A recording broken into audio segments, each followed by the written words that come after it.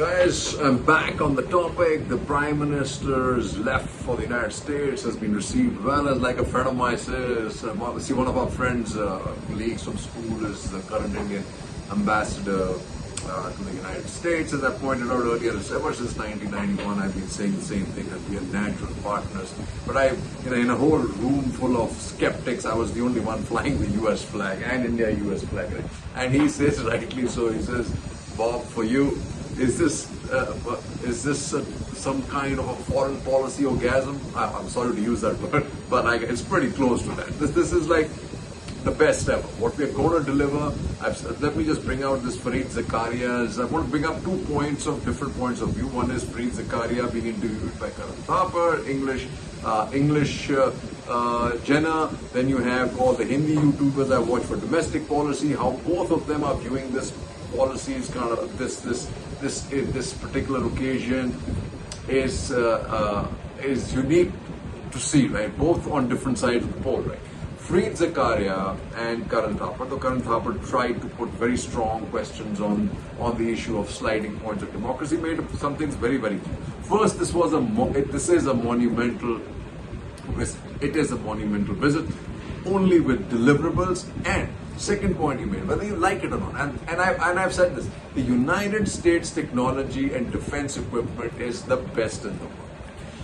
Even though, and here I found the UPA slid a lot. Even though Manmohan Singh and Pranab Mukherjee initially wanted to and understood why the United States was critical for India's economic growth, funnily on self-reliance on defense equipment, the relationship US was critical. That's why Bush was able to drag India and Manmohan Singh to the table for the nuclear deal. It didn't go so up very far because UPA just kind of got cold feet after that because the government almost fell. But also you saw that with Anthony, who was one of the worst defense ministers I know. His basically was inaction because he just wanted to come out lily white. But coming out lily white is not really that critical. I mean, you might as well be corrupt then, right? And his deal with Raphael with France, in my opinion, was the other slap in the face as far as the United States was concerned, and we are still suffering from it. And I have a feeling that Modi, when he went and cut the deal short to just the limited number of fighters, probably had that in mind too. He really didn't want to get tied in with France, but France really doesn't bring that kind of heft that India needs to pull itself up into this next century as a power. It just can't do it. France doesn't have it. Macron doesn't have it.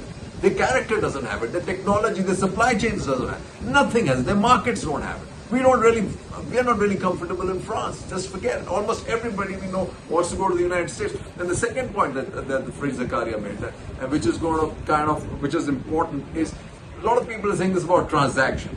Like, at the end of the day, it's not about transaction. It is a societal interlink that is solid, because the number of Indian people, almost every one of us has somebody in the United States at high levels, in professional levels. Everybody I know wants to go to the US to send their kids to study. In fact, I have an incident where I think people are having Indian, but there's a friend of mine whose daughter has gone to have a baby in the US because she can have a US, they can all become US citizens. Like almost everybody. Or nobody wants to go to Russia.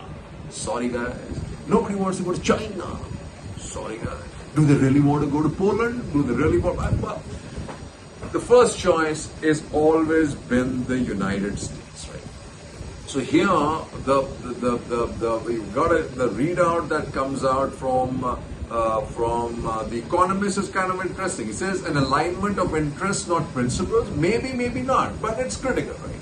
Interests are totally aligned. It says America's foreign policy has always combined realism with idealism.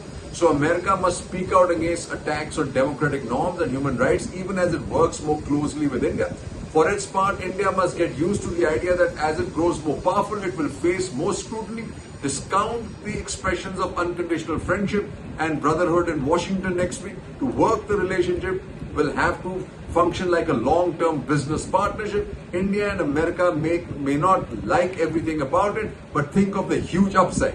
It may be the most important transaction of the 21st century. He said it right. Okay. Now, the Hindi commentators, on the other hand, are viewing this from the view of domestic politics. Problem with Hindi commentators, and most of them, when I see them here in English, I see that their knowledge, they obviously are not reading stuff that's being printed out in the West, right? And they miss the point of this relationship. They think it's all about armaments. Well, sure, it's about armaments, but we need that. We need the technology. They forget that the biggest surplus we run is with the United States. Then you have this Vora fellow who they've made into this big guy because he was IRS, as he's a China specialist, and he's somehow trying to juxtapose what's happening with the Secretary of State's visit to China at the same time. It's with India's visit as something of a done. To send a message. Absolutely not. So what they say is the other thing that they all are kind of Rahul Gandhi's visit. They all want to play out and say Rahul Gandhi's visit somehow has upended and kind of ruined Modi's visit. It's absolutely not. Rahul Gandhi, on the other hand, just remember, went there for a message to the US administration that I'm also out there and my policies are going to be far better for the US and India as far as China is concerned. I am on the same page as this government as far as technology, as far as production, as far as these linkages are concerned. So he said that was the message he went to the US to send. And then look at the diaspora. Diaspora is anyway divided in the United States. It's going to reflect the reality of what we feel in India. Here also it's a 67-33 or 63-37 difference between who voted for Modi and who didn't. The same thing is carried across in the US. But the thing that you have to remember is that if I came back from this, right, would I have been proud of this moment? Absolutely. Would I be concerned about what's happening in the US? In India? Absolutely. So I play both right. I would not denigrate this trip because I hate what's happening in India. Because what's happening in India is absolutely India's own concern. It is India's domestic concern. And that so is what it is, right? And he says optimism for change is driving Delhi DC ties. There is an electricity and administrative ingenuity, disruptiveness, and a sheer optimism for progress that will likely shape the contours of PM Modi's interaction with Biden. The vision to take the leap remains in the hands of leaders, negotiators, and multiple stakeholders in the present. There is a desire for deep change. The only shirking in both countries can be traced to regulators trying to keep pace with the changes that are afoot. They too understand that the strategic tide is for a profounder partnership. Then, the clear strategic verb for actionable change and progress defines this moment in India-US relations. Absolutely. India deserves a much bigger international role, PM, ahead of US visit. Exactly, and Jack Sullivan says the same thing. Sky is the limit in India-US ties, impact to be felt globally. Then it says substantive results will mark Modi visit US NSA, trip to herald deeper ties, go beyond individual deals, says India, and defense tech in focus as Modi begins key US visit, unprecedented trust between leaders of both countries, says PM. US will support India growth as great power, and that's exactly what India wants. And then when people talk about the visit to China, this is what it's only about. That is what it was all about, because this Taiwan Straits continues to be dangerous. US-China are trying to diffuse tensions. That's it. But China, as far as India is concerned, China blocks India-US bid in UN to brand 2611 accused global trend. Remember, Bangladesh turning to India. Bangladesh turns to India to help bolster relationship with America. India absolutely should. But Russia is worried. So what does the ambassador come out and say? Russia keen to have good ties with India, China with no hidden agenda, only hidden agenda. Folks, you better believe it, will continue to meet India's oil needs, Russian ambassador. Hey, well, it's all going to Europe anyway, right? US support is central to Indian ambitions, as Prashant Jha writes. He says, India needs to build its capabilities quickly, and the US can partly help with each of Delhi's key needs. That is the real import of the PM visit. Here is a historical fact: except the Soviet Union, and we know how that played out, Washington DC's support has been a necessary, though not sufficient, prerequisite in enabling the rise of major powers after World War II, and this includes China, folks. The US remains the world's leading military power by the longest stretch, and its support on these fronts is always helping India at the border. The neither means India needs or wants or expects American boots on the ground, nor does it mean that the US is looking to sign up India as a treaty ally to serve all its security projects abroad. But the moment and India's imperatives call for closer collaboration between the two defense systems and a willingness in Delhi to support America's wider strategy of deterrence across the Indo-Pacific, that is what will happen during the visit, including with the acquisition of the Predator drones. India also needs political pluralism and social harmony, and while the government's critics appear to believe that Washington DC has a role on the front, this is both naive and counterproductive. The US state does not have the locus standi, intent or instruments to do so. India's political issues are its own, and any move seen as interventionist is sure to spark a backlash. Indian political battles will be fought at home and resolved at home. And it is for Indian citizens to wage the fight for openness, freedom and democracy if they believe it is under threat. Like I said, the US is not going to come out openly on it, even behind closed doors. And this is going to be a disappointment to a lot of our Hindi-speaking YouTubers.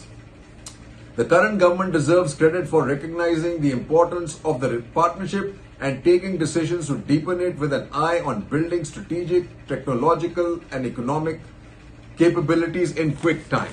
And then we say this, PM starts visit to US stronger together in meeting shared challenges, right? India-US, the trust and necessity.